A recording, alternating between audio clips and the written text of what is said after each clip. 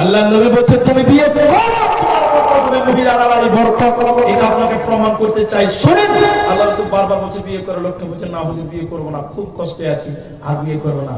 বারবার যখন নবী বলেন বরকত হবে, তখন লোকটা বলছে মরে এই তো কিছু তো বিয়ে করে মরি, আর একটা বিয়ে করে নিল। আর রাসূলের কাছে আসলো না, অনেক নবীর সঙ্গে দেখা হলো। আল্লাহ রাসূল তখন বলছে কি ব্যাপার, দুদিন পর পর পর পর পর পর রেগে রেগে রেগে রেগে চলে আসছিলা, আর হঠাৎ তুমি নাই হয়ে গেলে কি ব্যাপার? তখন বলছে হুজুর এখন বর্তমান আমার যে অবস্থা মোটামুটি নরেন্দ্র মোদীর মতন ব্যাপার, রসের অঙ্ক কি করে দিল দাও। ইয়া রাসূলুল্লাহ, প্রথম মেয়ে বিয়ে করলাম, বাড়ির বরকত কমে গেল না, কে থাকলাম। দ্বিতীয় বিয়ে করলাম, বাড়ি থেকে বের করে দিল নবী গো, কোনো বরকত হলো না। আপনার কথাই যখন 3 বিয়ে করলাম, তৃতীয় মেয়েটা, তৃতীয় বিবিটা খেজুর গাছের পাতা দিয়ে চাটাই বোনাতে জানতো। আপনারা চাটাই বুঝেন কিনা? চাটাই বলে কি বলে? চাটাই বলে, অনেক পাটি বলে। নবী গো, তৃতীয় মেয়েটা খেজুর গাছের পাতা দিয়ে চাটাই বোনাতে জানতো। এখনকার মেয়েরা জানে না, আগেকার মেয়েরা জানতো, চাটাই বোনাতে জানতো, পাটি বোনাতে জানতো। ওর দেখে দেখে আমার আগের 2 স্ত্রী শিখে নিয়েছে, এখন 3 স্ত্রী পাটি বুনিয়ে বিক্রি করে, আর আমি পায়ের পা তুলে বসে বসে খাই, কামাই করতে হচ্ছে না। বরকত বলো কি বলো না? সুবহানাল্লাহ বলো। বরকত বলো না? তার মানে এখন যার বরকত হবে না, ঘরে ঘরে বিয়ে করো নাকি? কালকে রত থানাতে আমাকে বাঁধবে যে তুমি তুমি কি বলেছো। হ্যাঁ, এটা রাসূলের জন্য নিয়ামত ছিল, মুজিজা ছিল। বলতে চাইছিলাম মহিলা বাড়ির বরকত, যেদিন বাড়ির মেয়েটা বাড়ি থেকে নিয়ে যাবে, মনে করতে হবে বাড়ির বরকত কমে গেল, স্বামীর ঘরে গেল, তার বাড়িতে বরকত বাড়বে। বলে কেন? ওই মেয়েটার যার রুচি আর স্বামীর মাধ্যমে তার বাড়িতে আসবে। ওকে বেজন্য আল্লাহ বলছে মেয়ে হয়েছে, মন খারাপ করার কিছু নাই। আল্লাহ তাবারাক ওয়া তাআলা বলে রুচির ভয়ে সন্তান হত্যা করবে না।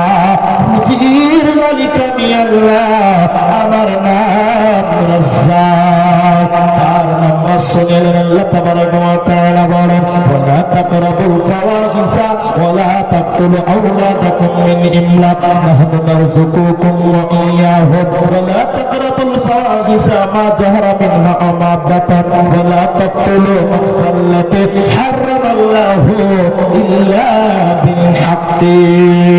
ভাইরা আমার, 2 মিনিটে শুনলেন এই কথাটা। 4 নম্বরটা আল্লাহ বলছে প্রকাশ্যে হোক কিংবা গোপনে হোক, গুনার কাজের কাছে তোমরা যাবে না।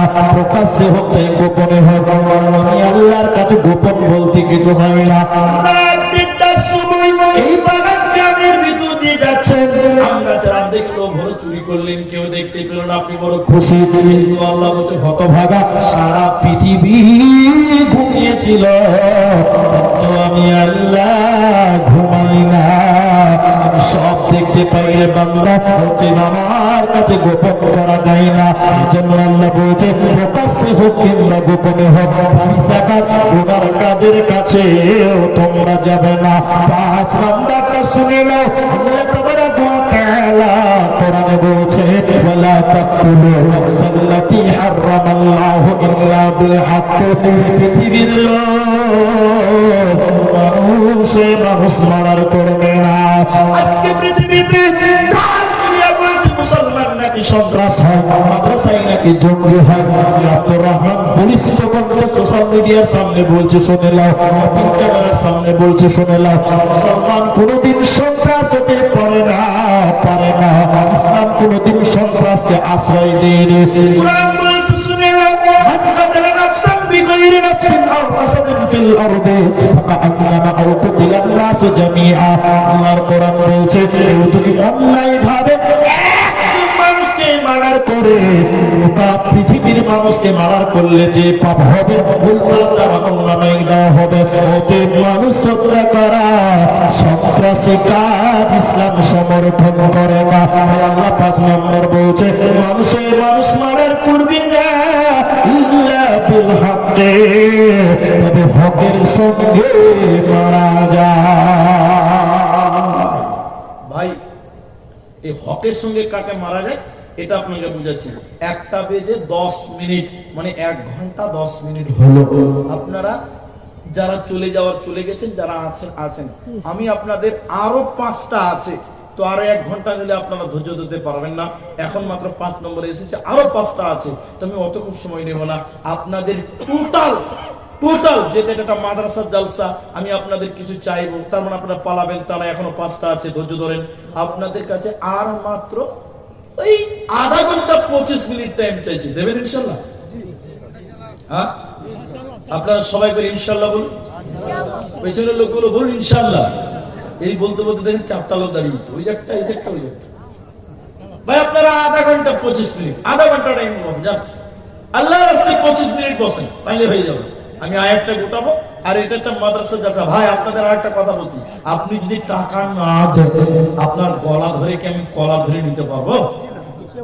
কেউ পারবে না। ওটা তাহলে এটা দানের ব্যাপারটা একান্তই আপনার ব্যক্তিগত ব্যাপার। ভয় খাওয়ার কি আছে বাবা? অনেক জায়গাতে খালি দানের কথা বললেই লোক উঠে চলে যাচ্ছে, মনে হচ্ছে বাপরে কত বিপদ। ভাই আপনারা বিরক্ত হচ্ছে, আমি আপনাদের কাছে আর 25 মিনিট টাইম চাইছি, বসবেন সবাই বলে ইনশাআল্লাহ। 5টা বললাম আর 5টা বলছি, আধা ঘন্টা টাইম আপনারা বসবেন, এটা আমি আপনাদের কাছে দাবি রাখছি। আমার মা, আমি খালি 5টা ঘুমিয়ে দিব, তারপরে একটু মাদ্রাসার জন্য একটু হাত বাড়াবো। আপনারা কেউ উঠবেন না, আমি আপনাদের জন্য একটু দোয়া করব। বিশেষ করে ফিলিস্তিনের মুসলিমদের জন্য, আমরা মুসলিম হিসাবে তাদের জন্য দোয়া করা আমাদের জন্য বর্তমান বাধ্যতামূলক হয়েছে। আমরা তাদের জন্য একটু দোয়া করবো, সবাই বলে ইনশাআল্লাহ। বলুন ইনশাআল্লাহ, বলুন। ফিলিস্তিনি মুসলিম নির্যাতিত মায়েদের জন্য, নির্যাতিতা মায়েদের জন্য আমরা একটু দোয়া করবো, আরেকবার বলে ইনশাআল্লাহ। আপনারা বসছেন, একটু দোয়া দিব, আপনারা সবাই একটু আমিন বলবেন। স্ট্রিক্ট 25 মিনিট টাইম আপনি ঘুরিতে গেলেন, এখন 10 বাজে। যেটা বলছিলাম 5 নাম্বার, মানুষ মারিও না, তবে 3 জনকে মারা যায়। কেউ বলেছেন 4 জনকে মারা যায়। কজনকে মারা যায় বললাম? 3 জন অথবা 4 জন। শুনেলেন, বিবাহিত ছেলে মেয়ে যদি জেনা করে, আর ইসলামিক যদি রাষ্ট্র হয়, আমার কথাতে 19 কুড়ি না হয়, এটা ইসলামিক রাষ্ট্র নয়, এখানে আইন কায়েম করতে পারবেন না। যদি ইসলামিক রাষ্ট্র হয় আর বিবাহিতা ছেলে মেয়ে যদি জেনা করে, আল্লাহ রাসূল বলেন তাদের কোমর পর্যন্ত প্রতিদিন ইট পাথর ঢেল চালিয়ে রজম করতে হবে, একে মারা যাক। ইসলামিক রাষ্ট্র হলে, যেহেতু এটি ইসলামী রাষ্ট্র নয়, এখানে মারাও যাবে না। কথা বুঝতে পারছেন আপনারা? 2, কেউ যদি ইসলাম থেকে খারিজ হয়ে যায় আর ইসলামিক রাষ্ট্র হয়, তাহলে তাকে বলতে হবে তোমার কথা ফিরিয়ে নাও, সে কোরআনের বিরুদ্ধে কথা বলছে। কথা ফিরিয়ে না নিলে তাকে ফাঁসি দিতে পারবে ইসলামিক রাষ্ট্র হলে মুরতাদকে। 3, আমি আব্দুর রহমান আপনার গ্রামে এসেছি, আপনি আমাকে মারলেন মানে মেরেই ফেললেন। এবার আমার স্ত্রী বলছে কেন মারলা আমার স্বামীকে, আমার মা বলছে কেন মারলো আমার ছেলেকে, আমার ভাই বলছে কেন মারলো আমার দাদাকে, মানে এরা সবাই বলছে কেন। বাংলাতে বলছে প্রতিশোধ, উর্দুতে বলে বদলা, হিন্দিতে বলে বদলা, কোরআনের ভাষায় বলা হয়েছে কিসাস। হত্যার বদলে হত্যা করা যায় যদি ইসলামিক রাষ্ট্র হয়। ভাই আপনারা 25 মিনিট টাইম বসতে পারবেন না? জি, যারা উঠছেন দয়া করে মেহেরবানি করে আপনারা বসুন। 3 জন হলো, আরেকজনকে মুফাসসিরিন বলছে মারা যায় বলে কখন। এই কথাটা যদি ভুল না হয়, বাপ আর বেটা, বেটা আর বাপ, বাপ আর বেটা, বেটা আর বাপ। ছেলে মুসলমান, মুসলমানদের পক্ষে জিহাদে এসেছে, বাপ কাফের, কাফেরের পক্ষে এসেছে। এর বাপ বেটা হলো মুসলিমদের আর বাপ হলো কাফেরদের। যুদ্ধের ময়দানে এলো, যুদ্ধ করতে করতে ছেলে যদি বাবাকে মার্ডার করে দেয়, জবাই করে দেয়, তো বলছেন মুফাসসিরিনগণ কোনো গুনাহ হবে না। অন্য সময় বাপকে গালি দেওয়া যাবে না, শুধু কোরআনের বিরুদ্ধে যুদ্ধ করতে এসে যুদ্ধের ময়দানে যাবে। অন্য কোথায় মানুষ আপনজন মারা যায় না। 5টা হয়ে গেল। 6 নম্বর আল্লাহ বলছেন যদি জান্নাত যাবে জাহান্নাম থেকে বাঁচবে তো শুনে নাও, ওয়ালা তাকরাবু মালাল ইয়াতীম, ইয়াতীমের মাল ভক্ষণ করবে না। সময় অনেক লম্বা লাগবে, এইজন্য বলতে পারছি না। 6 নম্বর হয়ে গেল। 7 নম্বর আল্লাহ বলছেন ওজনে কম দেবে না। কিছু কিছু গরুর কষায় আছে, আপনার দিকে আছে কিনা জানি না। গরু মাংসের দাম কত? 200-250। আমাদের বরপেটাতে বর্তমান 550 টাকা কিলো। কত? বাংলাদেশে 700 টাকা, আমাদের আসাম বরপেটাতে 550, ভালো হলে 500 টাকা, কোনো কথা নেই, 500 টাকা। তা আমি যেটা বলছি, কিছু কিছু গরুর কষা এসে দেখবেন কি ক্যাপাসিটি জানা ভাই, এখানে পাল্লা দেবে 100 গ্রাম ওজন করে মেরে দেবে, কিচ্ছু ধরতে পারবেন না। আসলে না, আসলে এরকম ঠকবাজ।